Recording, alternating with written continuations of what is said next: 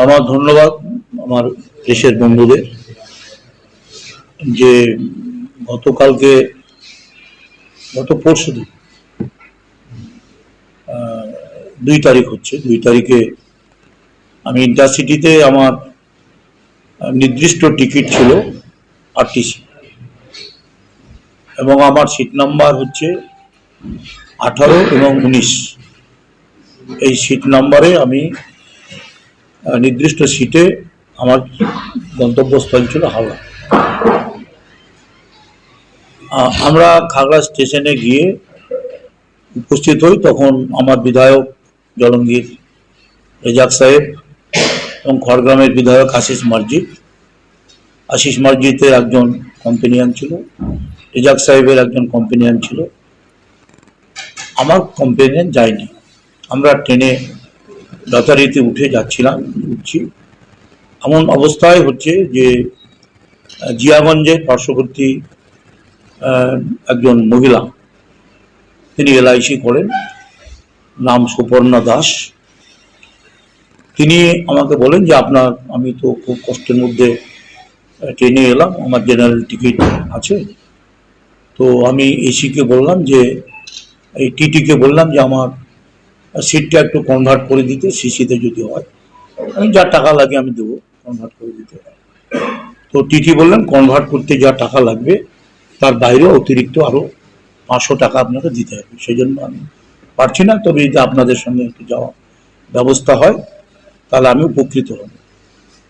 তো আমরা বললাম তো আমার তো কম্পেনিয়ান আসেনি, তার জন্য আপনি বসবেন আমার কাছে, এই বলে আমরা তাকে নিয়ে গিয়ে বসাই।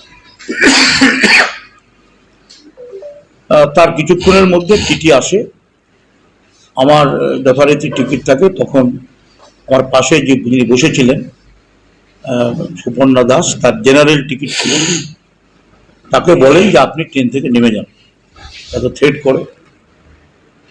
তখন আমি বলি থ্রেট করছেন কেন, আপনি ওকে থ্রেট করছেন কেন, ট্রেন থেকে নামাবেন কেন? ওর তো জেনারেল ট্রেনের টিকিট আছে, ট্রেন থেকে আপনি নামাতে পারেন না। তো না, আপনার এখানে তো অন্য সিট আছে, অন্য নামের সিট আছে, এই নামে তো সিট নাই। তো আমার তো উনি কম্পেনিয়ান হিসাবে বসেছেন আমার পাশে, দরকার হলে পরে হচ্ছে যে ওর তো জেনারেল টিকিট আছে, সেটা আপনি সিসিতে কনভার্ট করে দিয়ে দেন, আপনি অসুবিধা তো কিছু নাই। তার জন্য আপনি শুনেছেন কি বাড়তি টাকা চেয়েছে, তো বাড়তি টাকা কেন দেবে?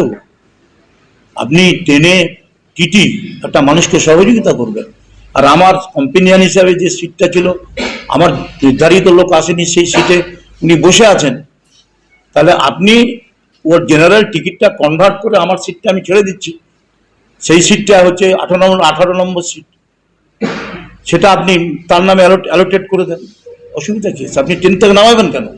এই নিয়ে তার হাতে বাকবিতণ্ডা হয়, না ওকে নামিয়ে দেবো ট্রেন থেকে, থ্রেট করে।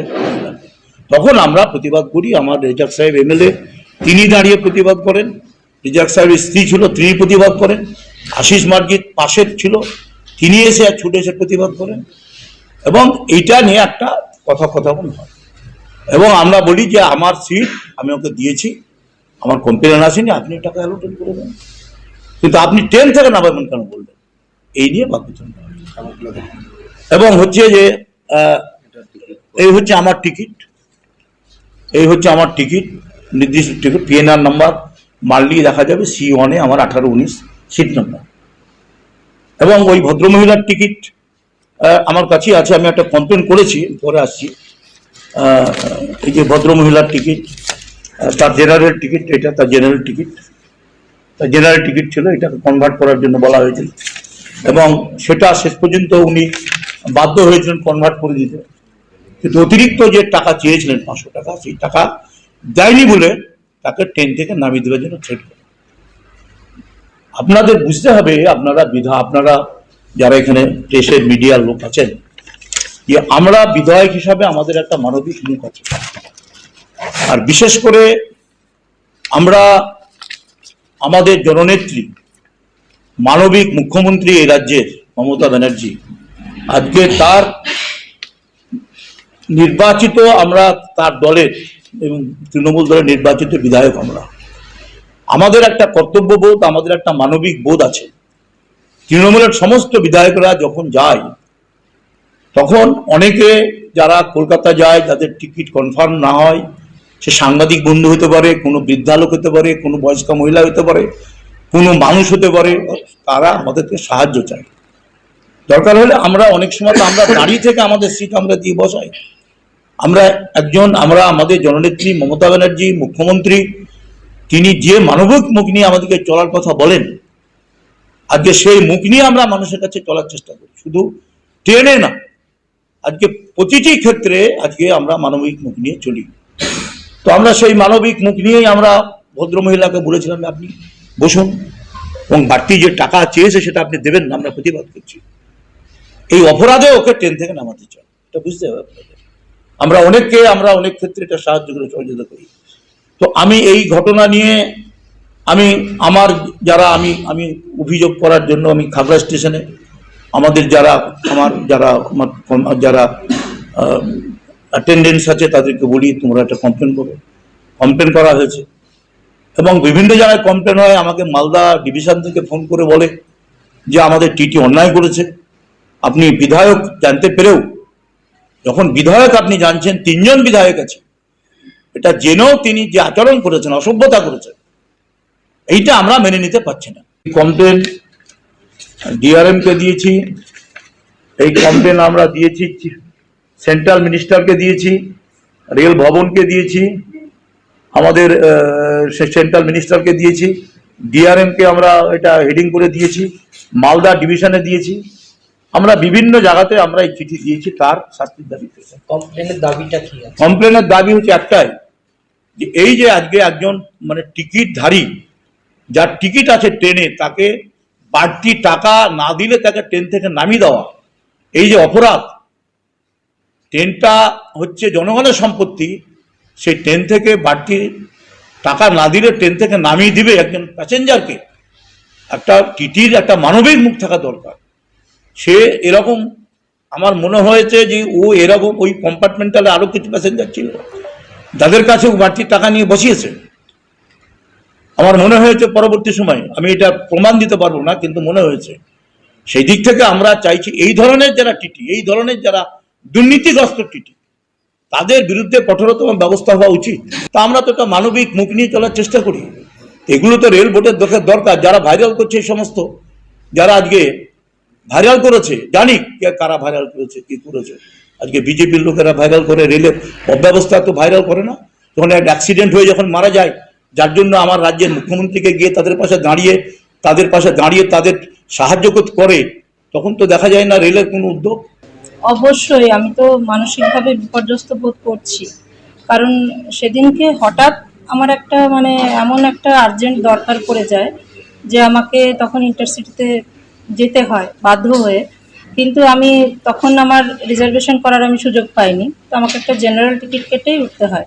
কিন্তু ট্রেনের জেনারেল কম্পার্টমেন্টগুলোতে এমন পরিস্থিতি ছিল যে উঠে দাঁড়ানোর আমি এমনি সুস্থ বোধ করছিলাম না গরমের মধ্যে। তো আমি এসি কম্পার্টমেন্টে উঠে টিটিকে রিকোয়েস্ট করি যে আমাকে যদি একটা সিট অ্যালট করে দেওয়া হয়। উনি বললেন যে এই মুহূর্তে হচ্ছে না।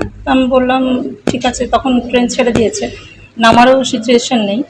তো খাগড়া অবধি আমাকে অটোমেটিক গেটের বাইরে, এসির গেটের বাইরে, রেল গেটের এই কম্পার্টমেন্টের গেটের সামনে ওয়েট করছিলাম।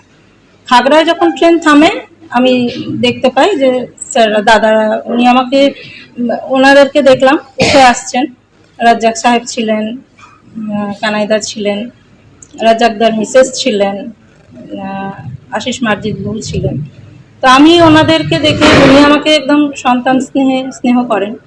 তো আমি ওনাকে রিকোয়েস্ট করলাম যে দাদা এরকম একটা পরিস্থিতিতে পড়েছে, যদি একটা কিছু ব্যবস্থা হয়। উনি বললেন যে হ্যাঁ, ওনার মিসেসের সিটটা ছিল, উনি যাননি, বৌদি যাননি, যেতে পারেননি। উনি আমাকে বললেন ঠিক আছে তাহলে তুই সেটাতেই যেতে পারিস। তো আমি তখন টিটিকে বলি, তো টিটি বলেন যে আমাকে আগে বলেছিলেন যে ঠিক আছে এক্সট্রা যে চার্জেস লাগবে, তো সেইটা আমি বলি যে আমাকে এমনি নর্মাল টিকিট করে দিন, আমার জেনারেল টিকিট আছে। ঠিক আছে আপনি, দাদাও তখন বললেন যে এই টিকিটটা, কিন্তু আমাদের সবারই ওই এক্সট্রা চার্জেস চাওয়াটাতে আপত্তি ছিল। তো উনি আমাকে টিকিট করে দেন, ফাইন কেটে যাই হোক টিকিটটা করে দেন, কিন্তু তারপরেও উনি একজন বয়োজ্যেষ্ঠ বিধায়ক, তারপর ওনাকে এমন সব কথাবার্তা বলে অপমান করা হয় এরম ভাবে, হ্যাঁ, এবং ওই এক মহিলা আশেপাশের যাত্রীরাও এমনভাবে উঠে উল্টোপাল্টা বক্তব্য রেখে ওনার সম্মানহানি করা হয়। সেই সঙ্গে আমি নিজেকেও খুব অপমানিত বোধ করছিলাম ব্যাপারটা। মানুষ এরকম সিচুয়েশনে কখন পড়ে, খুব অসুবিধায় পড়লে তো কারোর কাছে, আমি ওনার কাছে সাহায্য চেয়েছি, উনি আমাকে সেই সাহায্যটা করতে এগিয়ে এসেছেন, কিন্তু সেইটাকে এমনভাবে একটা রং চড়িয়ে দিয়ে এমন সব কথাবার্তা বলে ব্যাপারটা এমনভাবে ভাইরাল করে দেওয়া হলো, ব্যাপারটাতে ওনারও সম্মানহানি করা হলো, এবং উনি একজন বয়োজ্যেষ্ঠ বিধায়ক, সেই ওনার বয়সের দিকে বা ওনার সম্মানের দিকে লক্ষ্য রাখা অবশ্যই উচিত ছিল। হ্যাঁ, আমার জেনারেল টিকিট ছিল, এবং আমি পরে বলাতে উনি আমাকে কনভার্টও করে দেন, ফাইন কেটে করে দেন। তারপরেও কেন সবাই মিলে চেঁচাচ্ছিল যে টিকিট কই, টিকিট কই, টিকিট নেই, এটাই বুঝতে পারছি না। আমার তো সেটাই মনে হচ্ছে যে মানে যেহেতু উনি একজন তৃণমূল বিধায়ক, মনে হলো যেন এই ব্যাপারটাকেই মানে